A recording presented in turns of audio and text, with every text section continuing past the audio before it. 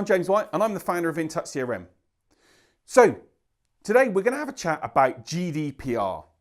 Now if you've not heard about GDPR at all, it's something that you as a business owner or a business person are going to need to really consider over the course of the next 6 months.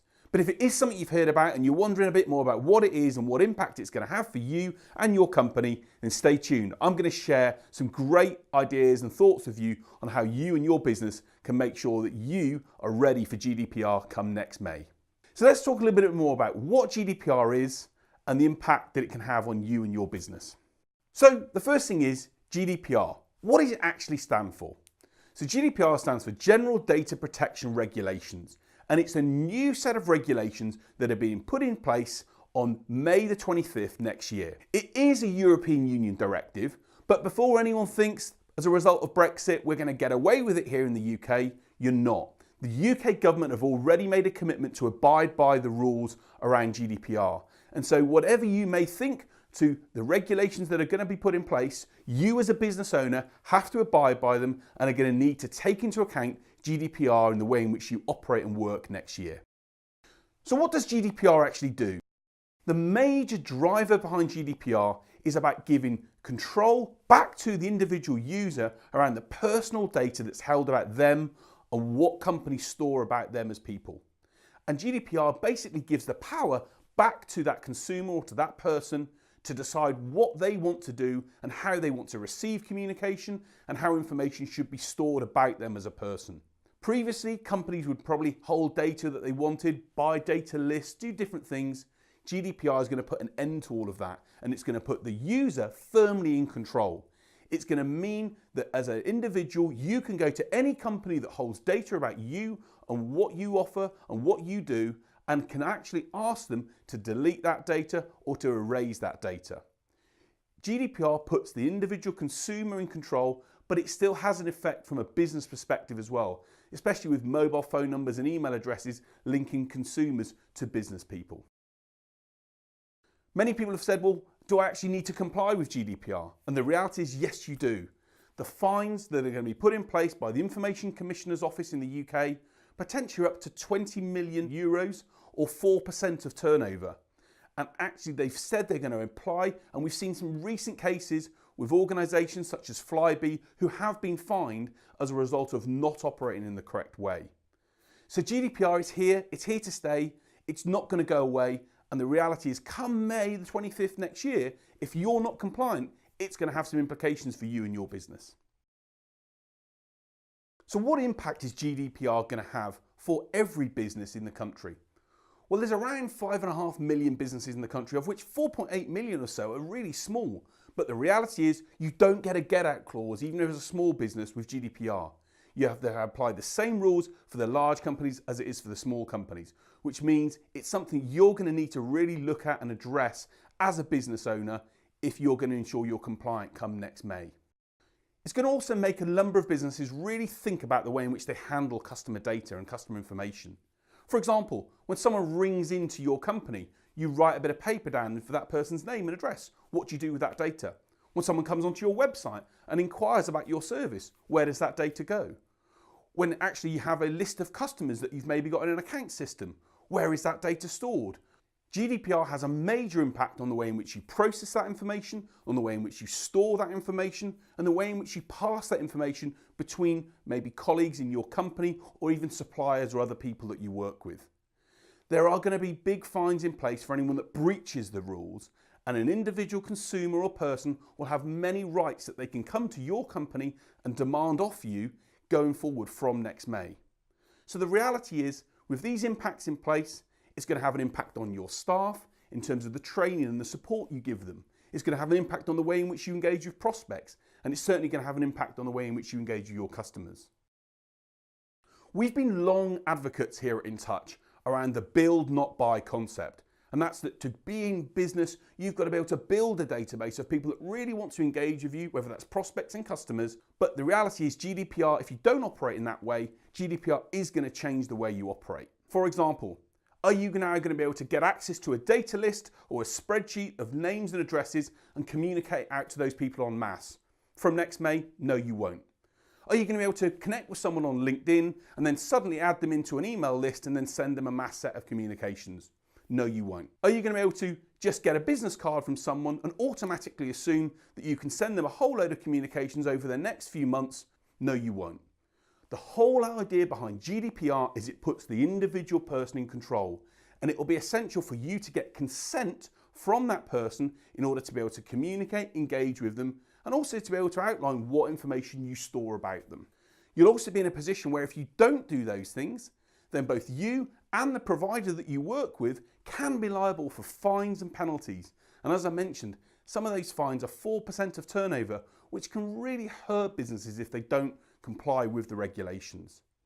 The reality is GDPR is going to change the rules of the game when it comes to sales and marketing. So the first thing that you're going to need to do as a business owner is not put your head in the sand. If you ignore it and think it's going to go away, you're in for a big shock. And come next May the 25th, if you're not compliant, you stand the risk of being sued, and you don't want to be in that position where you start to then have your business affected as a result of a regulation that you could have handled beforehand.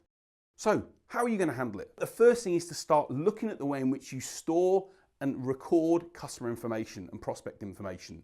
Do you store that information in systems, CRM systems like InTouch or any other system, in order to record the information, the data, the names, the addresses, the communication history that you've had with that prospect or customer?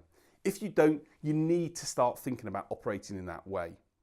You also need to start weaning yourself away from this concept that the way to get business is to buy a data list and send a communication out to them. GDPR is going to really affect the way in which that process of marketing and sales engagement has changed. And you're going to have to move with that or run the risk that you're going to be fined as a business. But not only that, it's going to be the stigma that's attached to you and your company by individuals in the way in which you hold data. I see GDPR as one of those things that, of course, it's a challenge for business owners to take on board.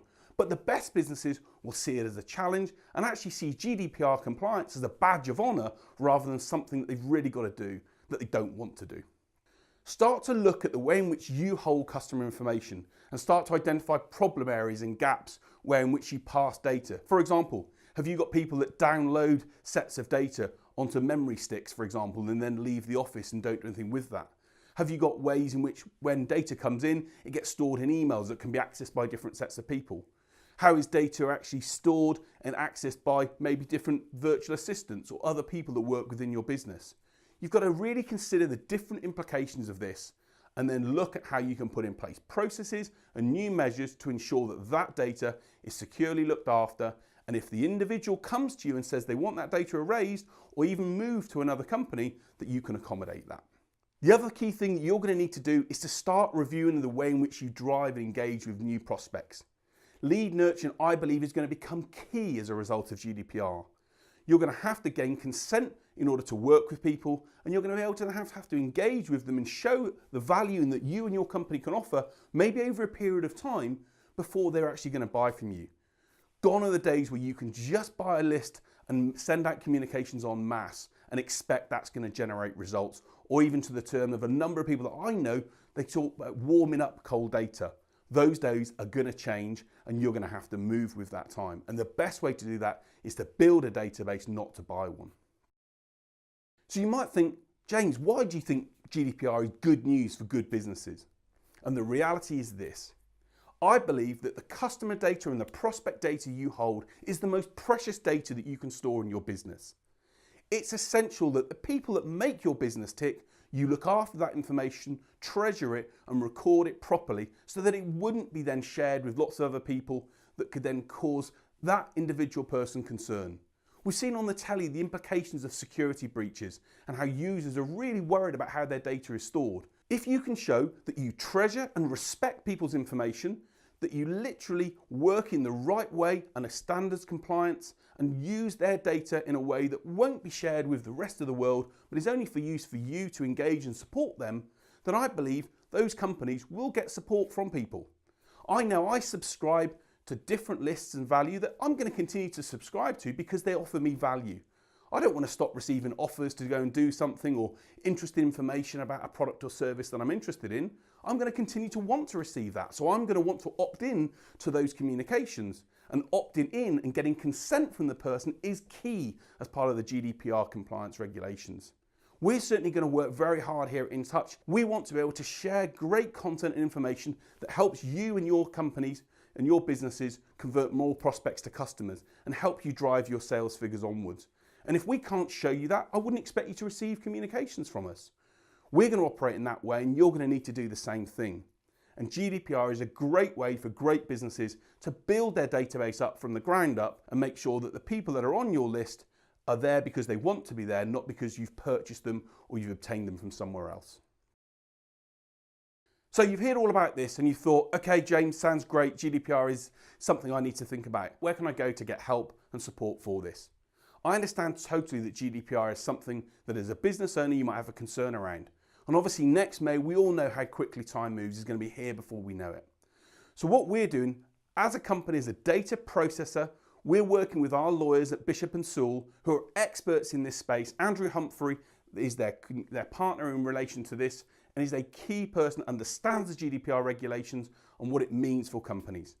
And both Andrew and ourselves are going to be holding a workshop next January the 25th, which you can register to come along to and actually be in a position where you can learn more around what GDPR means, the impact it has for your business, and then give yourself the time to implement what changes need to be made in order to go forward.